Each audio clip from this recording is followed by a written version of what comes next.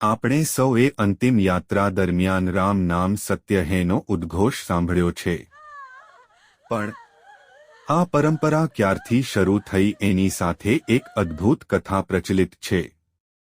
એક સમયની વાત છે જ્યારે ગોસ્વામી તુલસીદાસ પોતાના ગામમાં રહેતા હતા। ત્યારે રામ નામની ભક્તિમાં લીન રહેતા હતા। એમની રામ ભક્તિ બધાને ઢોંગી લાગતી હતી। તેમની અનન્ય રામ ભક્તિ જોઈને ઘરના સભ્યો અને ગામના લોકોએ તેમને ઢોંગી કહીને ઘરમાંથી કાઢી મૂક્યા। તુલસીદાસજી ગંગા કિનારે રહેવા લાગ્યા અને ત્યાં જ પ્રભુની આરાધના કરવા લાગ્યા। એ દિવસોમાં તે રામચરિત માનસની રચના કરી રહ્યા। એ દિવસે એમના ગામમાં એક યુવકના લગ્ન થયા। તે નવવધૂને પરણી ઘેર આવ્યો, પણ દુર્ભાગ્યવશ એ રાત્રે જ યુવકનું મૃત્યુ થયું। ઘરમાં શોકનું મોજું ફરી વળ્યું। સવારે જ્યારે લોકો સ્મશાન ઘાટ લઈ જવા લાગ્યા ત્યારે એની પત્ની પણ સતી થવાની ઈચ્છાથી એની પાછળ પાછળ ચાલવા લાગી। શબયાત્રા એ રસ્તે જઈ રહી હતી જ્યાં તુલસીદાસજી રહેતા હતા। નવવધૂની નજર તુલસીદાસ પર પડી। તેણે વિચાર્યું, પતિ સાથે સતી થવા જઈ રહી છું, એક વખત આ બ્રાહ્મણ દેવતાને પ્રણામ કરી લઉં।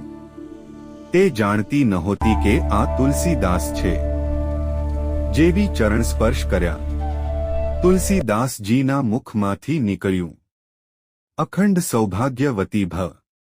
આ સાંભળતા જ સાથે ચાલી રહેલા લોકો હસવા લાગ્યા અને બોલ્યા, અરે તુલસીદાસ, અમે તો તને ઢોંગી સમજતા હતા, પણ તું તો મહામૂર્ખ છે।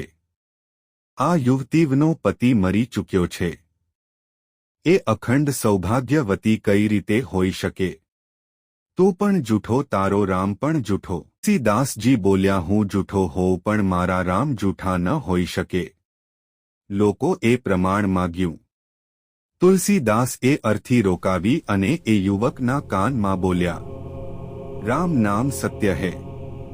એક વખત બોલવાથી યુવકના શરીરમાં હલચલ થઈ। બીજી વાર બોલવાથી તેમાં થોડીક ચેતના આવી અને તુલસીદાસ જેવા ત્રીજી વાર રામ નામ બોલ્યા। પેલો યુવક અર્થી પરથી બેઠો થઈ ગયો। બધા આશ્ચર્યચકિત થઈ ગયા। સૌએ તુલસીદાસજીના ચરણોમાં પડી માંગી। તુલસીદાસજી બોલ્યા, આ બધો મારા રામજીનો પ્રતાપ છે, મારા પ્રભુની લીલા છે। જો તમે આ રસ્તે ન ગયા હોત તો રામ નામનું પ્રમાણ કઈ રીતે મળત? માનવામાં આવે છે કે તે દિવસથી જ આ પ્રથા શરૂ થઈ કે અંતિમ સમયમાં માત્ર રામનું નામ જ સત્ય હોય છે, બાકી બધું જ નશ્વર હોય છે।